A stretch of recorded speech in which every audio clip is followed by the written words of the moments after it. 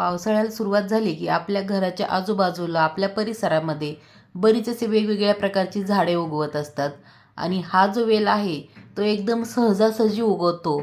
हा सहजासहजी उगवणारा वेल म्हणून आपण याकडे दुर्लक्ष करतो, पण हा वेल आपल्या घरासाठी आपल्या आरोग्यासाठी किती महत्त्वाचा आहे हे आपण या व्हिडिओमध्ये पाहणार आहोत.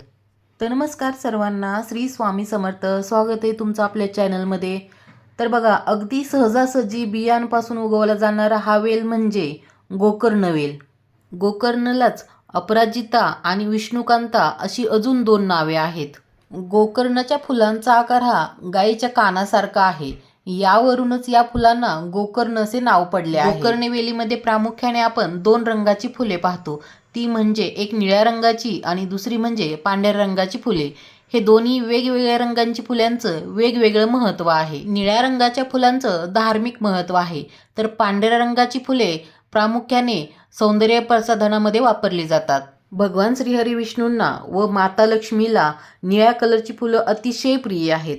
आपण त्यांना निळ्या कलरची फुलं अर्पण केल्याने आपली धनवृद्धी होते, आपली प्रगती होत राहते. त्यामुळे माता विष्णू व भगवान श्रीहरी विष्णूंना निळ्या कलरची फुलं आवर्जून अर्पण करावीत. गोकर्णवेलीची फुले ही महादेवांना पण अतिशय प्रिय आहेत.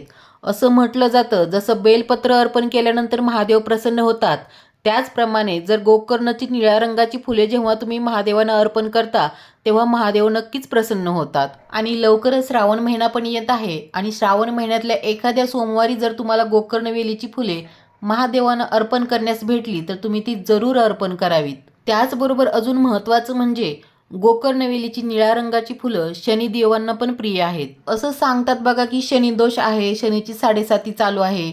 असं जर काही असेल तर तुम्ही शनिदेवांना निळ्या रंगाची गोकर्णाची फुलं अवश्य अर्पण करू शकता. त्यामुळे आपला काही जो त्रास आहे तो कमी होण्यास मदत होते. गोकर्णाच्या फुलांचं जसं आध्यात्मिक महत्त्व आहे त्याचप्रमाणे ती औषधी वनस्पती पण आहे. गोकर्णाच्या निळ्या रंगापासून बनवलेला ब्ल्यू टी खूप प्रसिद्ध आहे. जर आपण हा ब्ल्यू टी घेतला तर आपला ताणतणाव कमी होतो, आपलं वजन नियंत्रणात राहण्यास मदत होते. या फुलांचा काढा आपण नियमित घेतल्याने आपल्या डोळ्यांची दृष्टी पण सुधारते. गोकर्णमध्ये अँटीऑक्सिडंट्स असतात, ज्यामुळे त्वचा निरोगी राहण्यास मदत होते. गोकर्णाचा काढा घेतल्याने आपली रोगप्रतिकारक शक्ती वाढते. सर्दी, ताप, खोकला, घसा खवखवणे, दमा या अशा आजारांवरती हा काढा म्हणजे एकदम आयुर्वेदिक उत्तम पर्याय आहे. गोकर्णाच्या पांढऱ्या फुलांचा वापर हे सौंदर्य प्रसाधन बनवण्यामध्ये केला जातो. त्याचबरोबर गोकर्णाची पांढरी फुले घरामध्ये सकारात्मक ऊर्जा निर्माण करतात, घरामध्ये आनंदी वातावरण निर्माण करतात. गोकर्णवेलीला जसं आध्यात्मिक महत्त्व आहे, औषधी महत्त्व आहे, त्याचबरोबर वास्तुशास्त्रामध्ये पण खूप महत्त्वाचं स्थान आहे. गोकर्णवेल आपल्या घरामध्ये असणं अत्यंत शुभ मानलं जातं. वास्तुशास्त्रानुसार निळ्या रंगाचा गोकर्ण उत्तर दिशेला लावणं शुभ मानलं जातं. त्याचबरोबर पांढऱ्या रंगाचा गोकर्ण हा ईशान्य दिशेला लावावा.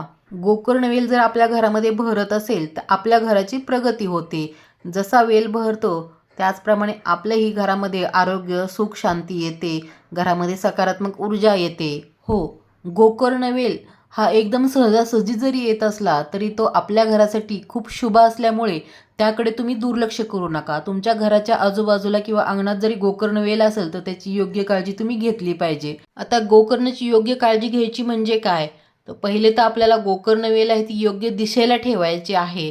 आणि ही वेल वर जाण्यासाठी एखाद्या काडीचा किंवा दोरी बांधून दोरीच्या आधाराने ती वर जाईल ही काळजी घ्यायची आहे. पाण्या वाचून गोकर्णवेल हा सुकणार नाही याची काळजी आपण अवश्य घ्यायची आहे. असा बहुगुणी वेल प्रत्येकाकडे असायला हवा.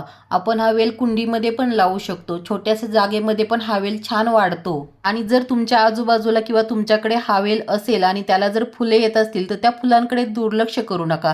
ही फुले तुम्ही नित्यपूजेमध्ये वापरू शकता.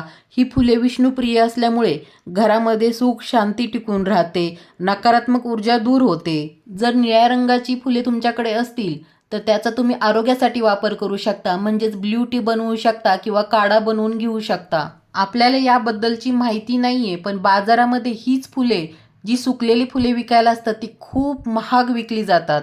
पण कधी कधी काय होतं, एवढी महत्त्वाची गोष्ट आपल्या जवळपास असते पण आपल्याला त्याबद्दलची माहिती नसल्यामुळे त्याकडे आपले दुर्लक्ष होते. आणि जर तुम्हाला ही फुले भेटत असतील तर जरूर याचा वापर करण्यास सुरुवात करा. मग ती पूजेमध्ये पण वापरू शकता आणि आरोग्यासाठी पण वापरू शकता. तर या औषधी व आध्यात्मिक महत्त्व असलेल्या वेलीबद्दलची माहिती तुम्हाला कशी वाटली? माहिती आवडली असेल तर व्हिडिओला लाईक करा, कमेंट करा आणि चॅनलला अजून सबस्क्राईब केलं नसेल तर चॅनलला सबस्क्राईब करा. सबस्क्राईब करणं एकदम फ्री आहे आणि तुमच्या एक सबस्क्राईब करण्याने अजून नवनवीन व्हिडिओ बनवण्यास प्रोत्साहन मिळते. चला तर मग भेटूया एका नवीन व्हिडिओसोबत. तोपर्यंत सर्वांना धन्यवाद.